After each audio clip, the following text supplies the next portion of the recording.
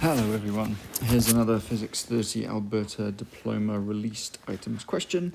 This one's from 2009 and it's question NC11. Here we have Millikan's oil drop experiment.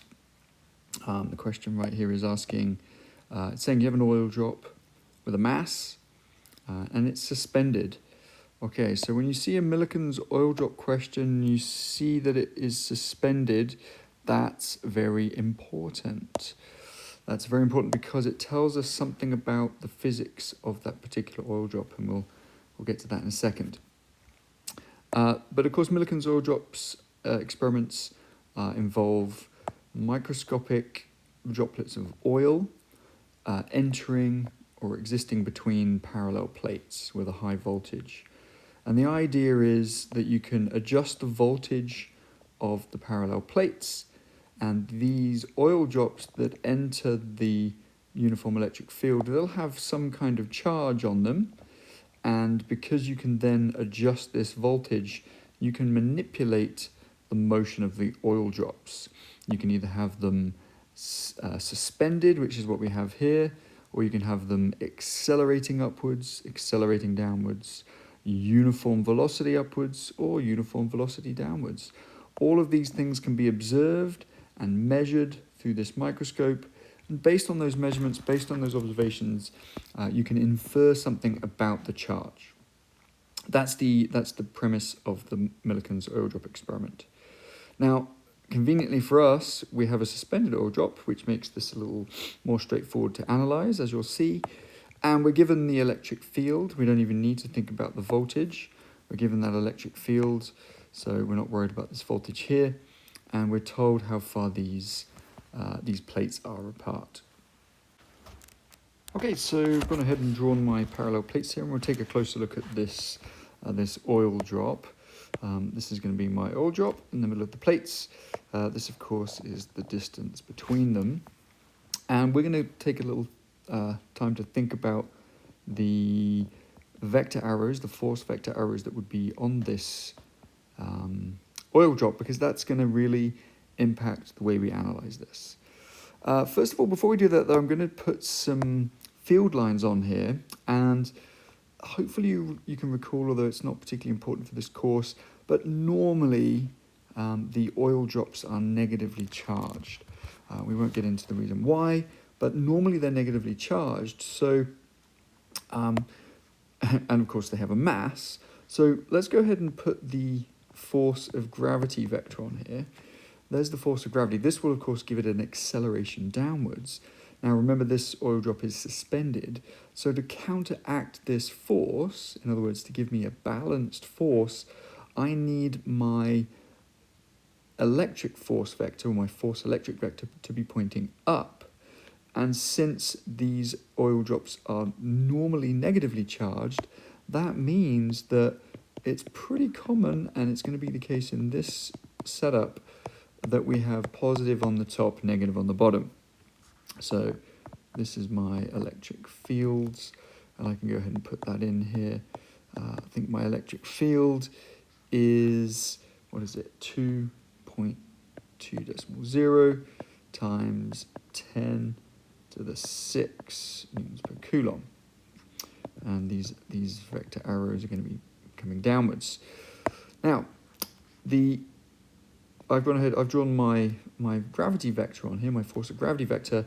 As I was saying before, to create a suspended oil drop, the vector pointing upwards has to be equal and opposite, and this, of course, is going to be my force electric. This free body diagram now is what I'm going to use to base my analysis on. So, whenever we do a vector analysis, of course, we're going to take a look at the net amount of forces acting on the object. So that could be as many as we like. In this case, there's only going to be 2. And we're going to think about what those balanced forces mean. This is going to be one of our physics principles that we really want to be focused on. In this case, the physics principle is that there is a net force of 0. This is a uniform motion. It's a 0 acceleration, a 0 velocity. So that's going to give me a 0 F net. I can still go ahead and add those other forces in. Of course, I've got the force of gravity and I've got the force electric. So this tells me something that I could have probably already have figured out just by looking at the vector diagram.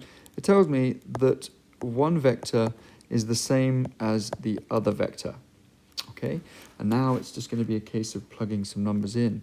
So my force of gravity is going to become mg, since Newton's second law, F equals na, and of course in this case the a is the acceleration of gravity, and my force electric is going to be equivalent to the electric field multiplied by the charge.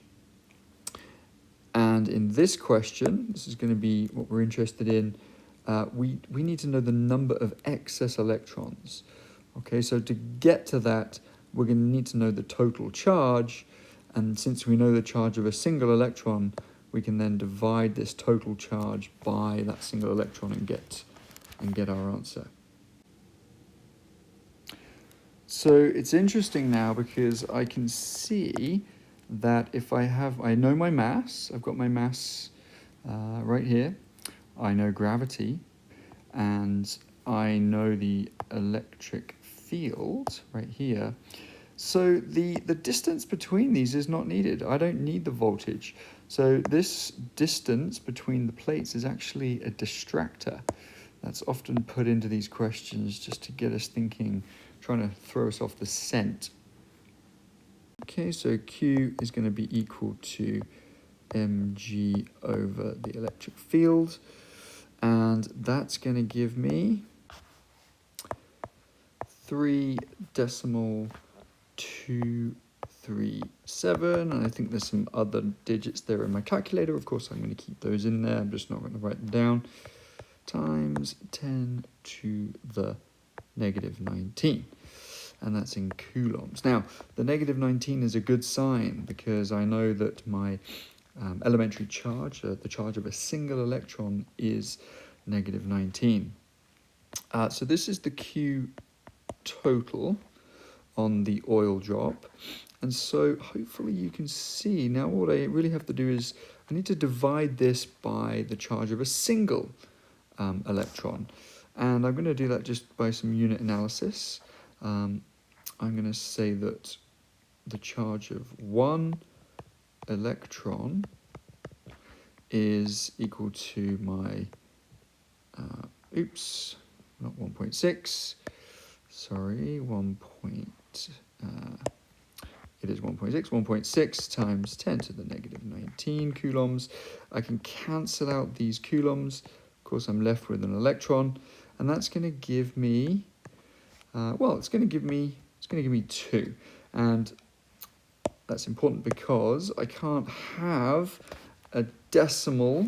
I'm looking for a whole number integer here because it's an elementary charge. I can't have half a charge, I can't have a fraction of a charge. So there's my answer, it's 2. And I can go ahead now and select B as the correct answer.